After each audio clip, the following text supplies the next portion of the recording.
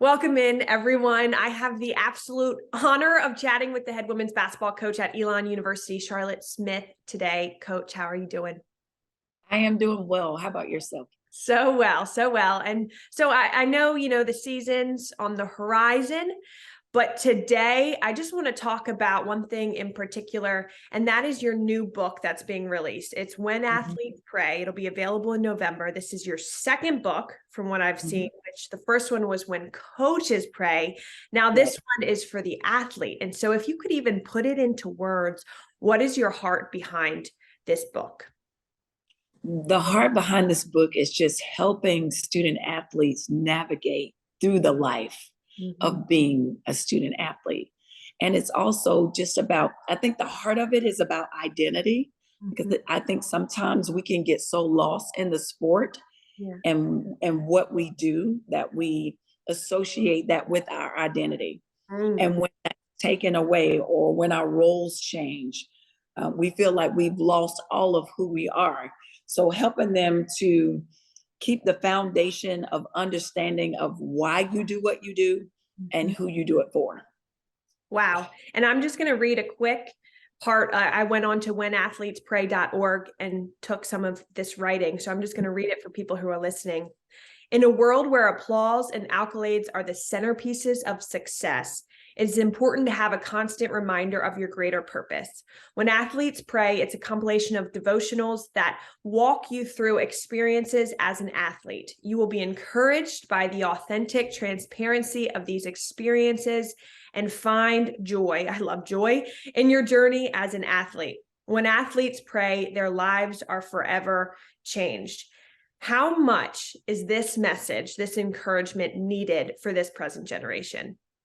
It is so needed because it goes back to what I talked about earlier, identity. Mhm. And I've seen too many times where players have wrestled with their sense of value, their sense of worth, because it's anchored in sports and not anchored in the Lord. Mhm. And I get so excited about this book because it really is me sharing part of my journey as an athlete. And it's very transparent, about some of the things that I dealt with and some of the idols that I built, Yeah. in terms of the world of sports and how we can tumble and we can crash when we base our identity and what we do versus in whose we are. Yes. And so in the devotional format, what I was going to ask you was really how much is it what you've walked through as a coach, as an athlete, as a daughter? How much power is in the testimony and your experiences of what you've done? Like, what is that power that now can be transformed and transform lives through your personal experience? Well, my favorite quote, which I always say, Mhm. is that your transparency can be the key to someone else's victory. Wow. And so I try to be very transparent about like the highs, the lows, the successes, the failures, because a lot of times as people, not just as student athletes, as people, when we go through different circumstances in our lives, we feel like we're walking this journey alone and we're the only one that has faced these sets of circumstances. So, I share in the victory and I also share in the failures, the struggles. It's not just about the successes, it's more so about the struggles that we face, because that can make you authentic. That makes you real to 99% of the population when you share those struggles and not just those successes. Wow.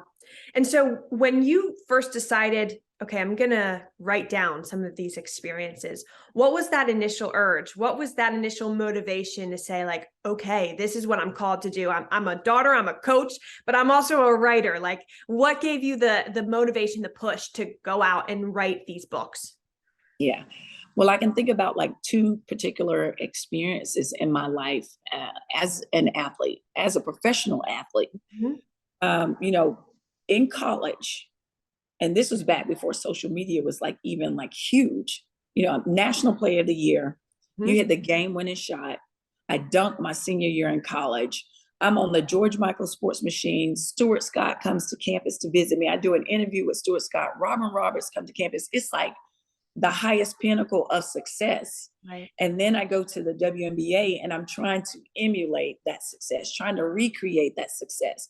and just feeling like because I'm not a WNBA All-Star, because I'm not won a championship, that I don't have value and that I'm not validated at this point in my life, and just on this performance treadmill and just praying to God every year about this WNBA wish list of things that I want to accomplish.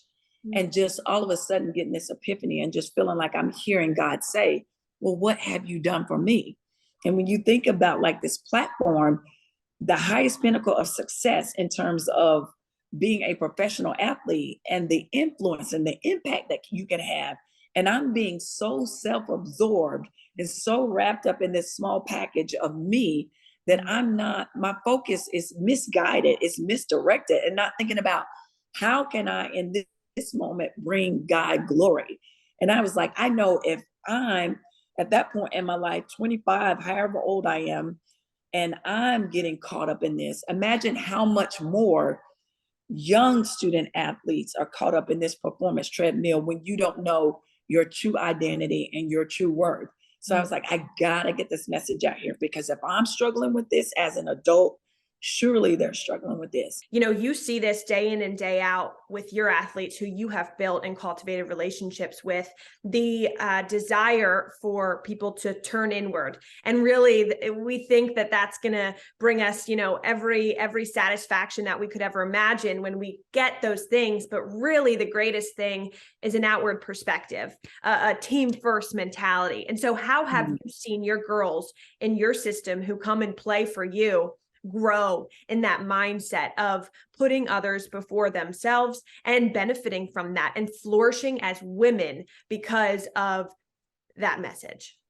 Right. So it's like when you think of the things that you learn as a student athlete through the sport, whatever sport it is that you play, it parallels with life. It applies to life. Selflessness. You know, we talk about all the time, we talk about like, okay, if you want to be in a marriage, guess what? You're going to have to be selfless. If you have kids, you're going to have to be selfless. You can't be, you know, I wrote a song and I shared it with our team. It's called Championship Road.